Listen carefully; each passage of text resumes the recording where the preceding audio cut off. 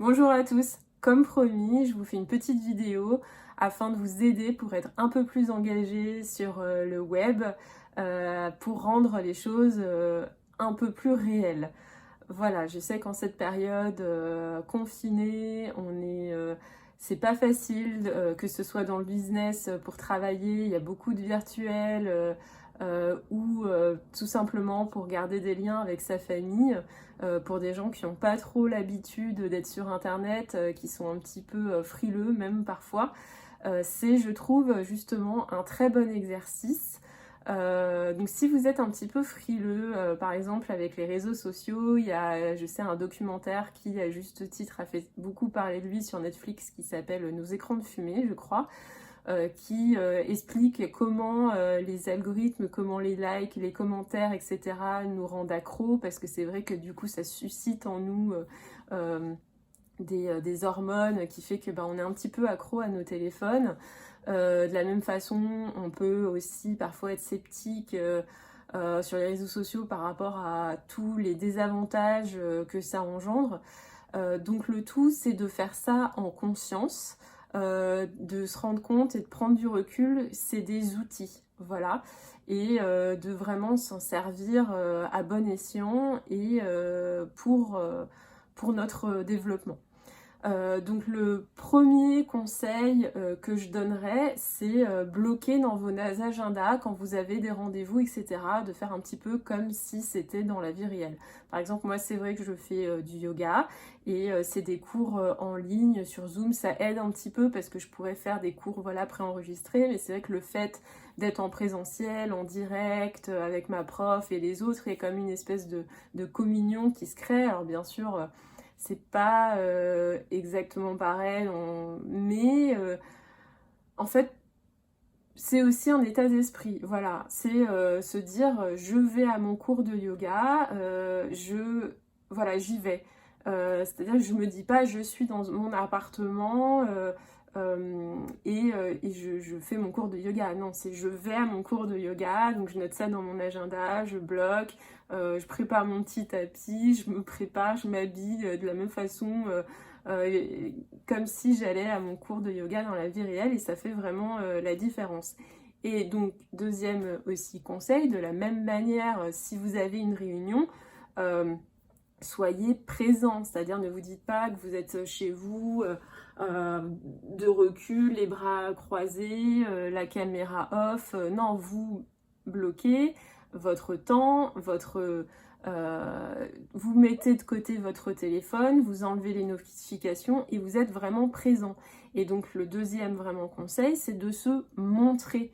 Voilà, pour être présent comme dans la vie réelle, et on interagit, on fait des pouces, des petits cœurs, voilà, même, parce qu'en fait, j'avais fait une mindset retreat au mois de mai, et ça m'a vraiment aidé. En fait, ils nous avaient donné une petite charte d'engagement en ligne, et donc il y avait 300 personnes quand même, c'était énorme, mais voilà, il y avait des temps de pause, on déjeunait, on laissait allumer la caméra quand il y avait des pauses de 5-10 minutes pour un petit peu comme quand on est dans une pièce et que les gens dans un cours et que les gens partent, vont aux toilettes, tout ça, et reviennent après sur leur chaise. Ça permet d'avoir un sentiment vraiment de connexion et de présence. On s'est même fait des hugs comme ça virtuels et je vous jure que l'énergie passe. Et pour la petite anecdote, la dernière fois j'ai fait un atelier, l'atelier des fous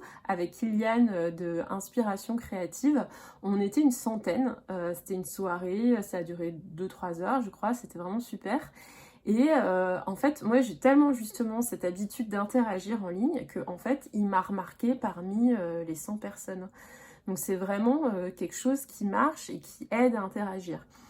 Et la troisième chose, c'est qu'on parlait donc des hormones qui sont provoquées avec l'addiction des réseaux sociaux. En fait, c'est le cas aussi avec des interactions. Donc par exemple, il y a des études qui ont été faites donc plutôt dans des liens familiaux avec une mère et son enfant, mais on peut imaginer que c'est transposable dans d'autres relations.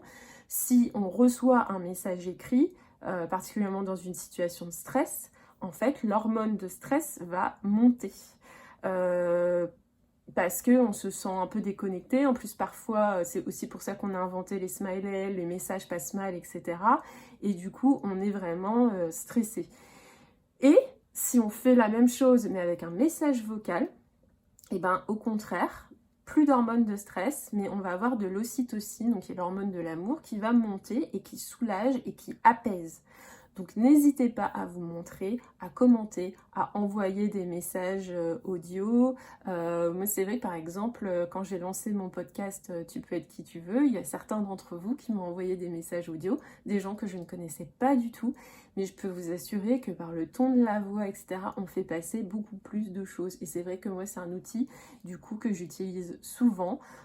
Et c'est vraiment génial en fait, même des fois sur WhatsApp avec des amis qui sont à l'autre bout du monde, on n'a pas forcément les mêmes créneaux horaires, ou par exemple j'ai une amie qui est maman, qui habite en Auvergne, pour elle c'est pas évident de se libérer avec sa fille pour m'appeler, ben, on se fait des messages audio et ça n'a rien à voir avec des mails ou tout ça, ça rajoute vraiment un sentiment de proximité et c'est vraiment génial. Donc si on récapitule, premier conseil, c'est de bloquer dans vos agendas, d'être présent, de vraiment faire comme si vous alliez à un événement, de mettre de côté votre téléphone, vous êtes profondément présent et engagé dans ce qui se passe virtuellement. Vous êtes à un événement. Le deuxième, vous vous montrez, vous vous interagissez, vous faites des gestes exactement comme dans la vraie vie. C'est un apéro, ben, faites-vous vos petits apéros avec votre verre de vin. Et au contraire, si c'est une réunion de travail, et ben, on met de côté et on alloue les temps dédiés pour les pauses. Troisième conseil, on interagit avec les gens et si on met de la voix, c'est mieux. Voilà comment incorporer du réel dans la vie virtuelle. Et je sais que pour certains, ce n'est pas un exercice facile parce que vous n'avez pas l'habitude de vous montrer, de vous engager, mais je vous garantis que si vous commencez et que vous commencez à interagir comme ça avec les gens, il y a des chances pour que vous soyez moins seul et que ça crée une énergie positive. Voilà, donc le tout c'est de faire ça en conscience et encore une fois, prenez du recul. Ce sont des outils, mais ce sont de formidables outils pour rester en lien les uns avec les autres. Voilà, je vous embrasse fort, prenez soin de vous et à très bientôt.